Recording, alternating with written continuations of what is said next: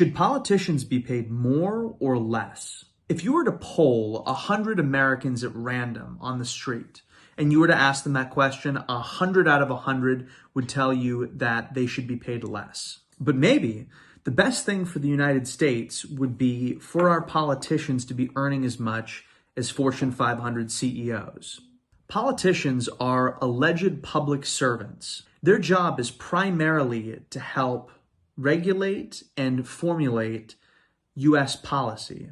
In an ideal world, you get the most competent individuals who are not driven by money, and you get them in public office. Unfortunately, that is not anything close to what we have in the United States of America today. There needs to be a tangible incentive structure for our politicians. Otherwise, you wind up with what we have now, which is none of the most qualified people are running for public office. Those that are running are, more often than not, they're running for career advancement, for power, and they're running on disingenuous ideals. And by the way, if you meet, I've met many members of the House, I've met many members of Senate, Republicans and Democrats both, and you don't get a genuine feel from a vast majority of the politicians. That feeling you feel through the TV where you get the idea,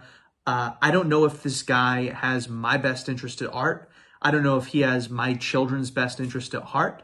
That is a very correct observation with most politicians. This leaves us in a position where the vast majority of our politicians are underpaid in terms of the value that that job brings to a country if executed well. You have these politicians who are underpaid.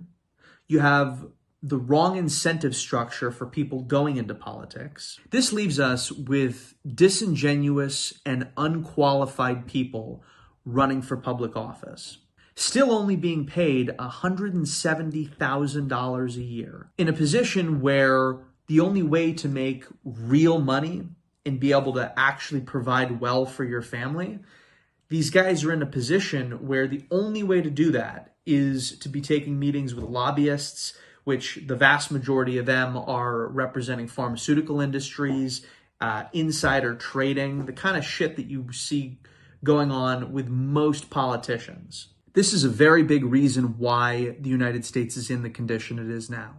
Most laws passed or bills working their way through Congress now have nothing to do with the American people, or they flat out harm the American people. It's because the structure that we have set up attracts the wrong people to run for office, not the right people. For example, if Google went out and hired a new senior executive, depending on their performance, if they perform well, that could net Google tens of billions of dollars in increased profit. Similarly, if they were to perform poorly, that could cost Google tens of billions of dollars. Considering that fact, Google would probably want to go out and pay this person extremely well, millions and millions and millions of dollars a year. If Google were to go out and they were to put a cap on the amount that that senior executive could make at Google, and they were to say, we're not going to pay this guy anything more than $180,000 a year, they're going to attract an employee that is worth $180,000 a year. And that employee is going to lose them way more money than an employee that would only accept a salary of $12 million a year.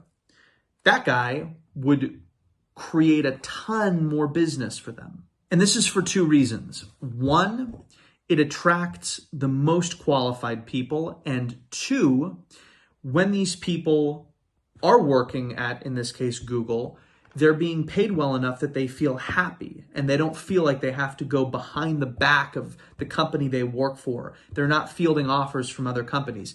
They're being compensated properly and they feel comfortable with the amount of money that they're making. They're there for the genuine right reason, and they can put all of their attention on generating income for the company they work for. Now, I know what you're probably thinking. Just because we pay our politicians a lot more, that doesn't mean it's going to get rid of all corruption. True. It doesn't mean that, but it does attract more qualified people, and it does pay the position appropriately. A really good, really efficient member of the House, senator, governor, cabinet member, certainly president, can add billions and billions and billions of dollars through efficient policy creation and effective governance. It's a tremendous value added to that state, that district, that country, whatever it might be. And quite frankly, it's a little psychopathic that we pay our politicians as little as we do because we're predicating this on the idea that they should be public servants and that if we don't pay them anything, then that will somehow attract all the right people. That's completely inverted. The US collects about $7 trillion annually from tax. If the US were to pay, for example, $1 million to every member of the House of Representatives, if they were to pay $2 million to every US senator, and if they were to pay $3 million to every governor, that would be a total of $585 million a year, which is about 0.00836% of what the US collects annually in just tax. It's a very nice kumbaya thought that we want all of our politicians to be doing the right thing and that they will, set aside their, personal interests and the interests of their family and their friends, and that they'll take a couple years off, make comparatively no money, put themselves and their family through a PR nightmare, just to do a completely unworkable job in DC where it's impossible to get anything done. It's a nice thought that we want these guys just to sign up, the most qualified people in the country, to just sign up and say, I was an executive at this company making $10 million a year. But sure, of course, I'll put my name on a ballot and throw millions of dollars down the drain and have to accept money from lobbyists and run this campaign just to get $170,000 a year and have my family ripped apart. That's a great idea. But in actuality, that is not where we wind up. We don't wind up with these genuine, honest people running for public office because they want to help. That is not what this system produces. Especially considering most of these people that are truly qualified to be governors and senators and presidents in the private sector, they're in all likelihood making millions and millions and millions of dollars a year running huge companies. So we want them to take 1/10, 1/20th, 1/50th of what they're making in the private sector to run for public office. That doesn't make any sense. Of course, nobody would do that. Trump is the only one really who's done that, who's gone from making a ton of money and has put himself and his family through the ringer in an attempt for a public office position. From my perspective, a really good alternative is we have a committee, a national committee set up, and the sole purpose of this committee is to find, recruit, and negotiate qualified men and women in the private sector that run companies and run departments of big companies, and recruit them and negotiate terms with them to put their name on a voting ballot. There are sections of this committee for each political party. Each section is responsible for filling their party's ballot with names, qualified names. We would obviously still have elections run the same way. Each candidate fundraises themselves, and they only get what was negotiated if they win the election. So let's say a Democrat named Joe Jones, he's a qualified guy in the private sector, and they reach out, they negotiate terms with him. They say, we'll pay you, $3 million a year, and we'll give your corporation 50% tax discount annually for your duration serving. You have a well-compensated guy who is not some career politician that's always had this idea that he wanted to run for public office. You have a guy who has run a large group of people before and he knows what it takes. He's being paid well enough so he doesn't have to go and accept outside money. He doesn't have to go speak to lobbyists. He doesn't have to become intertwined with pharmaceutical companies. He can do that job operating, for better or for worse, at least operating off of the basis of what do I think is going to best help my state, my city, my country, whatever it might be. Is this perfect? Does this mean that there would be no more corrupt politicians? Definitely not. But in my opinion, this would be a hell of a lot more efficient operating system than what we have today. And don't get me wrong, there are very good, decent people who are in Congress now that do want to help their communities. I'm not saying that there aren't, but creating such a small incentive for somebody to run for public office does nothing but open up the door for people who are not genuine to come in and run.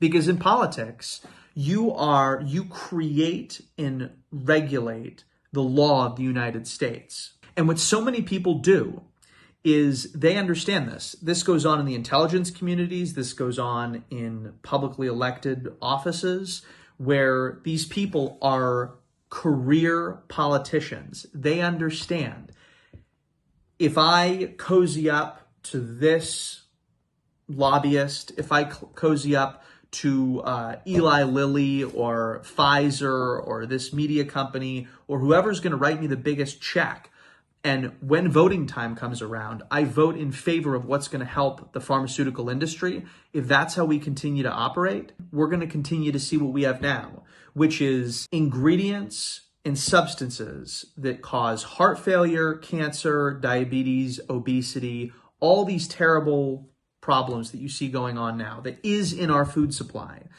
Is the only reason it's in our food supply is because the politicians that voted that in to allow that substance, or the FDA appointees, are intertwined with pharmaceutical companies. That is the only reason why all of this is going on. But the people who are deciding how our countries run have a boss that they answer to, that writes their checks for them. That's not the American people. And I feel very strongly that if we were to operate more like a business where we have a certain position that we need to fill, let's just say it's a senator from the state of Missouri, and we know if we get the right guy to serve as governor of Missouri, he can add an enormous value to the economy of Missouri. He can help DC a lot. He can help his community and his state enormously. And in the grand scheme of things, paying the guy $200,000 a year and $3 million a year doesn't make any difference in how much the U.S. spends. The Pentagon spends that on coffee mugs every single year.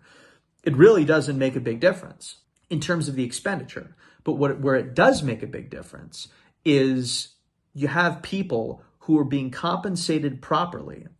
And everybody's money motivated to a certain extent. There is nobody that isn't money motivated at all. That's completely fabricated. And the way we know it's completely fabricated is if you take a guy who's not money motivated and he runs for Congress, and then suddenly you strip him of all income and he's expected to do this for free.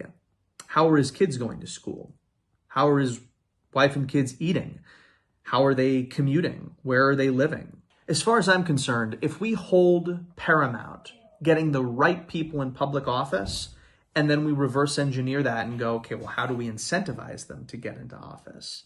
That's going to set us up for much more success as a country. Let me know what you think about this idea. If you agree, if you disagree, if you think it's smart, if you think it's stupid, drop a comment below and let me know. I'd be happy to hear it. Otherwise, give this video a like, subscribe to my channel, and I'll see you in the next episode.